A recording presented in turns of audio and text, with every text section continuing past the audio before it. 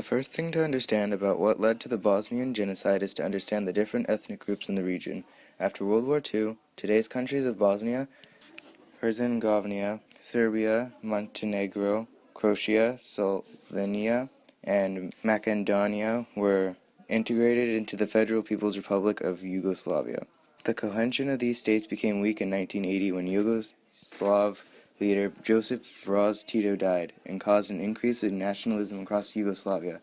Soon after, a Serbian leader rose to power, Slobodan Milosevic, who only intensified the conflict between the Yugoslav ethnic groups, mainly the Serbians in the Bosnia and Croatia. In 1991, Slovenia, Croatia, and Macedonia separated from Yugoslavia, the other wars ensuing in those regions. Meanwhile, in Bosnia, Croatians and Serbians have been immigrating for the past 20 years. In 1971, Muslim Bosnians held the majority of the population, and by 1991, they held only 44%. Elections led by Bosniak Alija Izetbegovic held at this time resulted in the formations of parties, each representing one of the three ethnicities. The Serbian Democratic Party, led by Radovan Karadzic, separated from their government and formed the Serbian National State.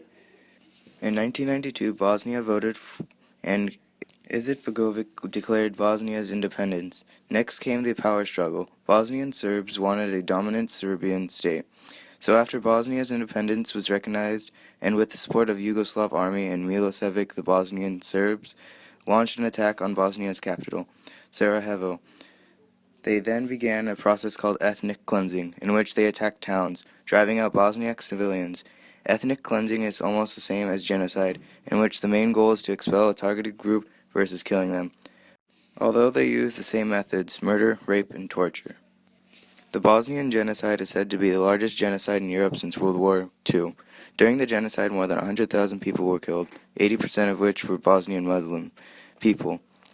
In 1995, Srebrenica was one of the three towns still controlled by the Bosnian government, which were declared safe havens by the UN.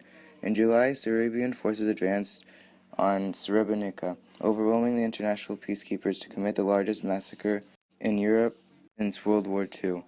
The men and boys were taken to mass-killing cities which were similar to concentration camps, or they were killed on the spot.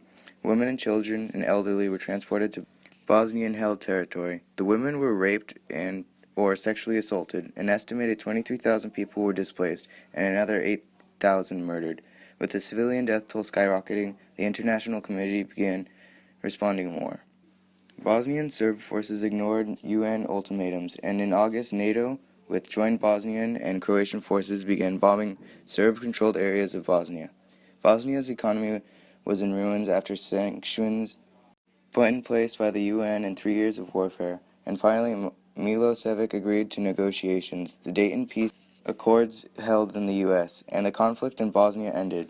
Next, trials for the war crimes were held in an international crime tribunal for the former Yugoslavia. Over 160 people were charged, mostly Serbians and Bosnian Serbs, including Milosevic.